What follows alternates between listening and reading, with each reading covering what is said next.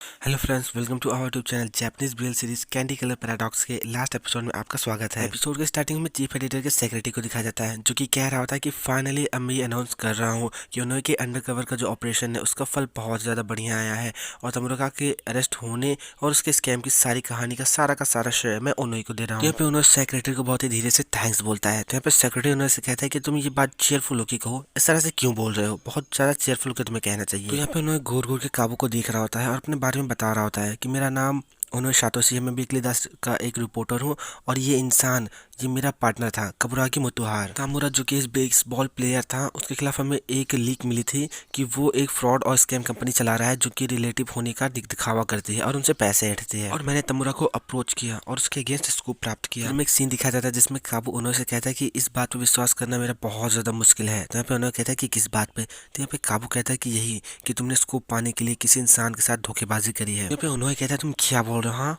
तो यहाँ पे काबू कहता है चलो हम इस टीम को डिसबैंड कर देते हैं। फिर प्रेजेंट का सीन दिखाया जाता है जहाँ पे उन्होंने की आवाज में सुनाया जाता है, जहाँ पे उन्हें बोल रहा होता है यद्यपि मेरा मेथड बहुत ज्यादा गलत था, लेकिन मुझे जो कहानी प्राप्त हुई है वो तमुरा को डिसीव करके यानी कि धोखा देकर ही प्राप्त हुई है और इस बात से कबुरागी बहुत ज्यादा डिसअपॉइंटेड हुआ है। और तभी यहाँ पे सेक्रेटरी उन्होंने को बार बार आवाज देता है, लेकिन उन्होंने जो होता है वो काबू को घूरे जा रहा होता है।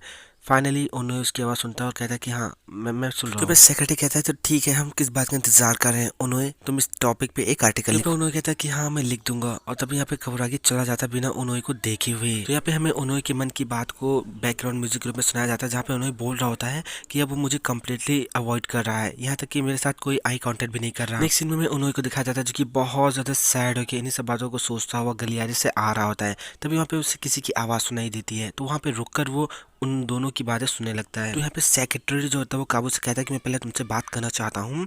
पॉलिटिकल टीम का जो लीडर है वो बार बार मुझसे यही कह रहा है कि मैं तुम्हारा ट्रांसफर उसकी टीम में कर दूँ, शायद वो तुम्हारे काम से बहुत ही ज़्यादा इंप्रेस हुआ है। तो यहाँ पे काबू कहता है कि क्या आप चाहते हैं कि मैं उस टीम को ज्वाइन करूँ। तो यहाँ पे सेक्रेटरी कहता है कि अरे नहीं, तुम तो हमारे एसी हो, तुमको कैसे भेज सकता हूँ, तो फिर प्लीज़ आप उन्होंने को उस पॉलिटिकल टीम में भेज दीजिए। ये बात सुनकर उन्हें बहुत ज़्यादा शौक होता है। तो यहाँ पे सेक्रेटरी कहता है उन्होंने क्या तुम श्योर हो कि मैं उसको भेज दूँ, वैसे क्योंकि तुम दोनों लोग बहुत ज़्यादा अच्छी टीम दिखती हो। यहाँ पे काबू कहता है कि प्लीज़ प्लीज़ सब मेरी बात मान जाइए। ये सुन के उन्होंने बहुत ज़्यादा हर्ट होता है और वो वहाँ से रोते हुए भाग जाता है और साइड में बैठ के बहुत ज़्यादा रो रहा होता है और ये सोचता है कि क्या अब वो मुझसे इतनी नफरत करता है कि वो मेरा चेहरा भी नहीं देखना चाहता। नेक्स्ट सीन में सेक्रेटरी को दिखाया जाता है जो कि उन्होंने का आर्टिकल उसके पास लेकर आता है और कहता है कि तुमने यहाँ पे ये गलत लिखा है। तो उन्होंने कहता है कि हाँ आप सही कह रहे हैं। तो सेक्रेटरी कहता है कि ये तो अविश्वसनीय कि तुमसे इस तरह की गलतियाँ हो जाए। तो उन्होंने कहता है मुझे माफ़ करना, मैं अभी इसे इसी समय फिक्स कर दूंगा। तभी यहाँ पे सेक्रेटरी उसके टेबल पे पड़ा हुआ वो चार्ट उठाता है और उसे कहता है कि क्या क्या तुम कहीं और जाके रहने वाले हो। तो यहाँ पे उन्होंने जो होता है वो उससे वो पेपर वापस लेता है और कहता है कि नहीं मैं बस ऐसे ही देख रहा था। तो यहाँ पे सेक्रेटरी कहता है कि काम करते वक्त कॉन्सेंट्रेट करो, इन सब चीज़ों पे ध्यान मत दो। तो यहाँ पे उन्होंने बहुत ज़्यादा स्माइल करके अपने सपनों के बनाए हुए घर को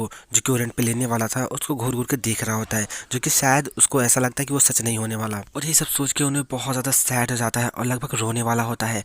और तभी यहाँ पे चीफ एडिटर जो होता है वो उन्होंने की इस सिचुएशन को देख लेता है और उसे बहुत ज़्यादा अच्छे से नोटिस करता है। नेक्स्ट सीन में काबू को अकेले बैठा हुआ दिखाया जाता है। तभी वहाँ पे चीफ एडिटर जाता है और कहता है कि क्या मैं तुम्हारे पास बैठ सकता हूँ। तो यहाँ पे काबू कहता है कि हाँ सर आप बैठ सकते हैं। तो यहाँ पे चीफ एडिटर काबू से कहता है कि क्या तुमको ऐसा फील हो रहा है कि तुमको किसी ने धोखा दिया है, तुमने ये कभी उन्होंने से एक्सपेक्टेशन नहीं करी होगी कि वो किसी को इस तरह से मूर्ख बनाएगा। तो यहाँ पे काबू कहता है खैर ऐसा कुछ भी नहीं है, ये अच्छी बात है कि उसको उसका स्कूप मिल गया। तो यहाँ पे चीफ एडिटर कहता है कि अच्छा अगर ऐसा तो मुझे बताओ कि तुम मुझसे अवॉइड क्यों कर रहे हो। तो यहाँ पे काबू कहता है कि इस बात के लिए क्योंकि उन्होंने मुझे कॉम्पिटिट करने के लिए अपना नाम आगे रखा। यहाँ पे चीफ एडिटर कहता है कि वाह तुम तो बहुत अच्छे हो, कोई भी इस बात को गेस कर सकता है। तो यहाँ पे काबू कहता है कि उसने कहा कि वो भी कर सकता है अगर मैं ये काम कर सकता हूँ तो, और इसीलिए अगर हम साथ में काम करते रहे तो श्योरली ये चीजें फिर से होंगी और इसीलिए मुझे ऐसा लगता है कि ये वो काम नहीं है जो कि उन्होंने को सूट करता हो। तो यहाँ पे चीफ एडिटर कहता है कि खैर तुम ये बात जानते हो कि उसने केएसटी में भी काम किया था। तो यहाँ पे काबू कहता है क्या। तो चीफ एडिटर कहता है कि हाँ वो उसी में था, और क्या तुम ये भी जानते हो कि उसने वहाँ पे क्या किया था। तो यहाँ पे काबू कहता है कि हाँ उसने जलती हुई बिल्डिंगों और लूटे हुए पैसों के बारे में लिखा था। तो यहाँ पे उसका चीफ एडिटर कहता है कि हाँ और उसने और भी बहुत तरह की अदर चीज़ें लिखी हुई हैं जैसे कि सुसाइड और इसी तरह की। उसने भी दुनिया में उतनी ही रियलिटी देखी है जितनी कि तुमने देखी है। और भी जब वो उस टीम में था तो उसने बहुत सारे लोगों की बहुत बार जानें बचाई थी। एक रिपोर्टर कभी भी अपनी रिपोर्टिंग को आधे भी रास्ते में नहीं छोड़ता जब भी वो रिपोर्ट एक बहुत बड़ी न्यूज़ बनाने वाली होती है। तो सुन के काबू बहुत ज़्यादा शौक होता है। तो चीफ एडिटर कहता है कि वो टैक्स इन्फॉर्मेशन से भी बहुत ज़्यादा परिचित है और इसका सीधा सीधा एग्जाम्पल है जो कि भी जल्दी में उसने केस सॉल्व किया था फ्रॉड टैक्स अकाउंटेंट का। तब उसे ये भी पता चला कि एक परिवार जो कि अपने पूरे सदस्यों के साथ सुसाइड करने की कोशिश करा वो भी अनपेड टैक्सेस की वजह से। तो उन्होंने बहुत ज़्यादा हार्ड स्टडी करी उस परिवार की मदद करने के लिए। उसने किसी दूसरे इंसान के लिए बहुत ज़्यादा हार्ड वर्क करा। उन्होंने इस तरह के इंसान है। लेकिन एज अ रिपोर्टर ये ज़रूरी नहीं कि सारी चीज़ें बहुत ज़्यादा अच्छी ही हो, लेकिन उसके लिए कोई फ़र्क नहीं पड़ता कि काम कितना ज़्यादा मुश्किल और हार्श है, वो कभी भी पीछे नहीं हटता। वो तुम्हारी सोच से कहीं गुना ज़्यादा स्ट्रॉन्ग है जितना तुम सोचते हो। लेकिन फिर भी अभी वो बहुत ज़्यादा उदास है। उसने जो कुछ भी किया वो बस एक हार्ड वर्क था, लेकिन फिर भी उसके पार्टनर ने उसे एक कोल्ड शोल्डर मतलब एक कठोर पना दिया। उससे नाराज़ हो गया। बहुत गलत बात है ये। मुझे इस बात की चिंता है कि शायद अभी वो रो रहा हो। नेक्स्ट सीन हमें मस्यान के बाहर का दिखा जाता है जहाँ पे उन्होंने बैठा हुआ होता है। तो मस्यान उसको ड्रिंक देता है और कहता है कि मुझे बहुत ज़्यादा खुशी है कि तुम रोज़ मेरे बार पे आते हो, लेकिन क्या प्लीज़ तुम इस तरह से चेहरा बनाना बंद कर सकते हो जैसे कि तुम किसी की मैयत में आए हो। तो यहाँ पे उन्होंने कहता है मस्यान क्या तुम मुझे एक समस्या से निकाल सकते हो। तो यहाँ पे मस्यान कहता है कि वो क्या है। तो यहाँ पे उन्होंने कहता है कि वो इंसान फिर से मुझे अवॉइड कर रहा है। यहाँ पे मस्यान कहता है कि फिर से वही लड़का, मैंने 3 दिन में ये बात 200 बार सुनी है तुम्हारे मुंह से। तो यहाँ पे उन्होंने कहता है कि मैंने इसे 200 बार तो नहीं कहा। तो यहाँ पे मस्यान कहता है तुमने कहा। तो उन्होंने कहता है कि मैंने नहीं कहा। तो मस्यान कहता है कि तुमने कहा। तो उन्होंने कहता है कि कुछ भी हो, इन सब चीजों से मेरा दिल बहुत ज्यादा जल रहा है। नेक्स्ट सीन में हमें काबू को दिखाया जाता है जो कि उन्होंने की टेबल के पास जाके उसकी चेयर को घूर घूर के देख रहा होता है। तभी यहाँ पे एक बंदा आता है और वो काबू से कहता है कि अगर तुम उन्होंने को ढूंढने आए हो तो उन्होंने यहाँ से जा चुका है। तो यहाँ पे काबू उन्होंने की चेयर के पास आता है और बहुत प्यार से उसकी चेयर को टच करता है। उसके बाद उसके टेबल पे पड़े हुए होम रेंट के पेपर को देखता है और बहुत ज्यादा सैड हो जाता है। शायद काबू को इस बात को एहसास हो जाता है कि उन्होंने कितना ज्यादा एक्साइटेड था उसके साथ रहने के लिए। सीन में सेक्रेटरी और चीफ एडिटर को दिखाया जाता है जहाँ पे सेक्रेटरी चीफ एडिटर से पूछता है कि मैं ये बात आपसे बहुत पहले से ही पूछना चाहता था कि आपने काबू और उन्होंने को एक साथ एक टीम में क्यों रखा। तो यहाँ पे चीफ एडिटर कहता है कि 4 साल पहले जब काबू काउरी के साथ काम करता था तब उसने मुझसे एक बात पूछी थी। और फिर मैं 4 साल पहले का सीन दिखाया जाता है जहाँ पे काबू एक वेटर की जॉब कर रहा होता है। तभी यहाँ पे काबू चीफ एडिटर के पास आता है, उससे कहता है कि क्या आपको फन मिलता है दूसरे लोगों की बैकग्राउंड के बारे में जानने में, क्या आप इस चीज को एंजॉय करते हैं। तो यहाँ पे चीफ एडिटर कहता है कि हाँ बिल्कुल, क्योंकि सभी इंसान के पीछे उसके सुंदर से चेहरे के पीछे एक घिनौनी सच्चाई होती है। फिर प्रेजेंट का सीन दिखाया था जहाँ पे चीफ एडिटर कहता है कि मैंने कभी भी नहीं सोचा था कि जो वर्ड मैंने लाइटली बोला था वो उस पर इतना इम्पैक्ट करेगा कि वो यहाँ पे इंटरव्यू देने चला आएगा। यहाँ पे चीफ एडिटर कहता है कि उस समय इस चीज़ों ने मुझे बहुत ज़्यादा परेशान किया कि सच में इस तरह की कोई चीज़ वास्तव में हुई है जब उसने पहली बार कंपनी ज्वाइन की थी। तो यहाँ पर सेक्रेटरी कहता है कि हाँ जब वो पहली बार कंपनी आया था तो वो किसी पे भी विश्वास नहीं करता था और उस समय कोई भी जूसी स्टोरी नहीं मिलती थी। तो यहाँ पे चीफ एडिटर कहता है कि हाँ और इस तरह से वो और भी ज़्यादा और ज़्यादा मिसएंथ्रोपिस्ट होता जा रहा था जिस चीज़ के लिए मुझे रिस्पॉन्सिबल होना था। और तभी वहाँ पे उन्होंने के ट्रांसफर की कुछ डिस्कशन होने लगे तो मुझे ऐसा लगा कि उन्होंने ही वो इंसान है जो कि इन सब चीज़ों में कुछ कर सकता है। यहाँ पे सेक्रेटरी कहता है तो आपने अपने फैला हुए रायते को साफ करने के लिए उन्होंने का यूज किया। हाँ? तो यहाँ पे चीफ एडिटर कहता है कि इस ओके, उन्होंने कभी भी मुझे निराश नहीं किया है, वो सच में बहुत ज्यादा औसम है। नेक्स्ट सीन में उन्होंने को दिखाया जाता है जो कि ड्रिंक करते करते बहुत ज्यादा ड्रंक हो जाता है। यहाँ पे मस्यान उसे कहता है कि चलो अब चलो चलकर तुम यहीं पे सो जाओ अंदर वाले कमरे में। तो फिर मस्यान उन्होंने को उठाकर अंदर वाले कमरे में ले जा रहा होता है। तभी सडनली वहाँ पे काबू आ जाता है जो कि उन्होंने को आवाज देता है। काबू को सडनली वहाँ पे आया हुआ देखिए उन्हें बहुत ज्यादा शौक हो जाता है और कहता है कि काबू आ गई। तो यहाँ पे काबू कहता है कि उन्होंने मेरे साथ आओ, मुझे तुमसे कुछ इंपॉर्टेंट बात करनी है। तो यहाँ पे उन्होंने मना करता है और मस्यान को होल्ड कर लेता है। तो यहाँ पे मस्यान कहता है कि उन्होंने वो पूरे रास्ते सिर्फ तुम्हारे लिए चल कर आया, जाओ और उससे बातें करो। तो यहाँ पे उन्होंने कहता है नहीं मैं नहीं जाना चाहता, ये अवश्य कुछ मुझसे बुरा ही बोलेगा। तो यहाँ पे मस्यान उन्होंने को काबू के पास पटक देता है और कहता है कि तुम जाओ और तुम दोनों जाकर कहीं और बातें करो। यहाँ पे उन्होंने मस्यान को गाली देता है, कहता है कि तुम धोखेबाज मुझे यहाँ से भगा रहे हो। सीन में उन्होंने और काबू को उनके ऑफिस में दिखाया जाता है जहाँ पे काबू उन्होंने कहता है कि तुम मेरी तरफ देखो। तो यहाँ पे उन्हें मना करता है तो काबू कहता है कि तुम जो कुछ भी सोच रहे हो मैं वैसा कुछ भी नहीं बोलने वाला। तो यहाँ पे उन्होंने कहता है तब तुम्हें किस बारे में बात करनी है। यहाँ पे काबू कहता है कि तुम्हें याद है तुमने एक बार मुझसे कहा था कि कोई भी इस बात को कभी भी नहीं जान पाएगा जब तक कि तुम मुझसे जोर से नहीं बोलोगे। और अब मैं इस बात से एग्री करता हूँ और इसलिए मैं तुमसे एक सवाल पूछूंगा, क्या तुम सच में उस काम के खिलाफ नहीं थे जो कि तुमने किया है। तो यहाँ पे उन्होंने कहता है कि अगर मैं ऑनेस्टली बोलूँ तो मैं इस काम के खिलाफ नहीं था, मैंने ऐसा सोचा कि जब तुम अपनी इच्छा के खिलाफ ये कर सकते हो तो मैं भी ये करूंगा खुद से। यहाँ पे काबू कहता है कि तुमने ऐसा, तब यहाँ पे उन्होंने कहता है क्योंकि मैं जानता था कि तुम्हें इस तरह का टास्क बिल्कुल भी पसंद नहीं है, लेकिन फिर भी तुम ऐसा दिखावा करते हो जैसे कि तुम्हें इन सब चीजों से कोई फर्क नहीं पड़ता और मैं तुम्हें इस तरह से सफर करते हुए नहीं देख सकता और इसीलिए मैंने तुम्हारे वजह खुद का नाम सजेस्ट करा। यहाँ पे काबू जोर से चिल्ला के कहता है कि बस बहुत हो गया, तुम्हें क्या लगता है कि मैं इस काम को करूँ या ना करूँ, मैं तुम्हें ये काम करने दूंगा वो भी सेम रीजन के लिए, बिल्कुल भी नहीं। तो यहाँ पे उन्होंने कहता है क्या एक मिनट, क्या तुम इसीलिए मुझे दूसरी टीम में डालने की कोशिश कर रहे थे ताकि मैं इस तरह के किसी सिचुएशन से ना गुजरूं। तो यहाँ पे काबू कहता है कि हाँ तुम सही बोल रहे हो, मैं इसीलिए तुम्हें दूसरी टीम में भेज रहा था।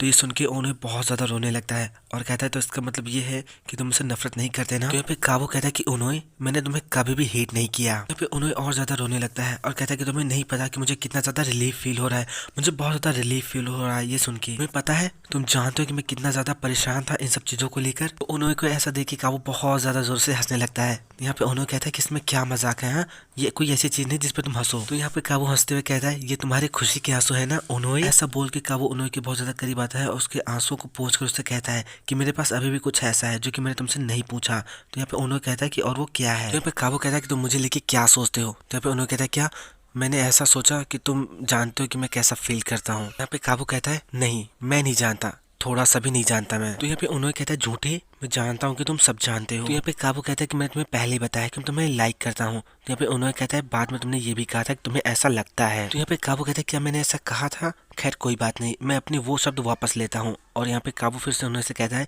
कि मैं तुम्हें बहुत ज्यादा लाइक करता हूँ और तुम्हारा क्या। तो ये सुन के ओनोए थोड़ा सा हैप्पी होता है, अपने आंसुओं को पोंछता है और उसके बाद काबू से कहता है कि मैं भी तुम्हें बहुत ज्यादा लाइक करता हूँ। ये सुन के काबू बहुत ज्यादा स्माइल करता है और फिर ओनोए को हक कर लेता है और फिर यहाँ पे दोनों लोग ऐसे दूसरे को हक किए रहते हैं। और फिर हमें यहाँ पे ओनोए और काबू का एक बहुत ही ज्यादा प्यारा सा किस दिखाया जाता है और फिर यहाँ पे उन्हें बहुत ज्यादा हैप्पी होकर काबू को फिर से हक कर लेता है। नेक्स्ट सीन में ओनोए और काबू को एक रूम में दिखाया जाता है जहाँ पे काबू ओनोए के बहुत ज्यादा करीब आता है और वो ओनोए को सेड्यूस करने की कोशिश कर रहा होता है, उसे सेड्यूस कर रहा होता है। नेक्स्ट सीन हमें इन लोगों का बहुत ज्यादा रोमांटिक दिखाया जाता है, बेड का सीन जहाँ पे ये दोनों लोग इंटीमेट होने की कोशिश कर रहे होते हैं और ये बहुत ही ज्यादा प्यारा रोमांटिक सीन होता है। तब यहाँ पे ओनोए कहता है कि हे क्या तुम ये बात जानते हो कि तुम हमेशा से बहुत ज्यादा अच्छे स्मेल करते हो। तो यहाँ पे काबू कहता है क्या सच में, लेकिन मैंने तो कोई भी परफ्यूम नहीं लगाया है। तो यहाँ पे ओनोए कहता है कि हो सकता है ये तुम्हारे शैम्पू की खुशबू हो। तो यहाँ पे काबू कहता है अगर ऐसा है तो जब हम लोग साथ में रहेंगे तो हम लोग एक जैसा स्मेल करेंगे। और फिर ऐसा बोल के ये लोग फिर से अपना जो कुछ भी है वो शुरू कर देते हैं और बहुत ज्यादा इंटीमेट हो रहे होते हैं। हमें नेक्स्ट डे का सीन दिखाया जाता है जहाँ पे ओनोए और काबू सो रहे होते हैं। सबसे पहले ओनोए की नींद खुलती है और वो काबू को देखता है और कहता है कि मैंने कभी भी नहीं सोचा था कि हमारा रिलेशन कभी यहाँ तक भी आएगा। तभी ओनोए की आवाज सुन के काबू की नींद खुल जाती है। तो यहाँ पे ओनोए उसको गुड मॉर्निंग बोलता है और बोलता है कि मैं बहुत ज्यादा एम्बैरेस फील कर रहा हूँ। तो यहाँ पे काबू कहता है लेकिन मैं तो नहीं कर रहा। काबू की बात सुनकर ओनोए उठकर बैठ जाता है और कहता है कि मुझे फील हो रही है। और फिर उन्हें काबू को देखिए बहुत ज्यादा स्मेल कर रहा होता है और कहता है कि तुम बहुत ज्यादा फनी दिख रहे हो। काबू का फेस दिखाया जाता है और उसके बाल बहुत ज्यादा अजीब तरीके से बिखरे हुए होते हैं। तो ओनोए से कहता है कि काबू तुम्हारे बाल बहुत अच्छे तरीके से बिखरे हुए हैं। तो यहाँ पे काबू ओनोए को पुश करता है और कहता है कि तुम अपना मुंह बंद रखो। तो यहाँ पे ओनोए कहता है कि बस करो, बहुत हो गया। यहाँ पे काबू कहता है नहीं मैं नहीं रुकूंगा। तो यहाँ पे ओनोए कहता है कि ये ऑलरेडी मॉर्निंग हो चुकी है, अब तो रुक जाओ। तो पे काबू कहता है मॉर्निंग हो गई है तो क्या। तो ओनोए कहता है तो रुक जाओ। तभी यहाँ पे ये दोनों लोग हंसते हंसते चुप हो जाते हैं। तो यहाँ पे ओनोए कहता है काबू क्या सच में हम लोग अब साथ में रहने वाले हैं। तो यहाँ पे काबू कहता है कि क्या ये वो वजह नहीं है जिसके लिए तुम अपार्टमेंट ढूंढ रहे थे। तो यहाँ पे ओनोए कहता है कि तुम्हें कैसे पता कि मैं अपार्टमेंट ढूंढ रहा था। तो यहाँ पे काबू कहता है कि तुम्हें क्या लगता है। हाँ इतना बोलने के बाद काबू फिर से शुरू जाता है। तो ओनोए कहता है क्या फिर से, अरे नहीं। और फिर यहाँ पे ये दोनों लोग फिर से इंटीमेट होने लगते हैं। नेक्स्ट सीन में सेक्रेटरी को दिखाया जाता है जो की कहता है कि काबू और ओनोए तुम लोग फिर से एक टीम में आ गए। हाँ तो यहाँ पे चीफ एडिटर कहता है कि मैं जानता था कि ऐसा ही कुछ होगा।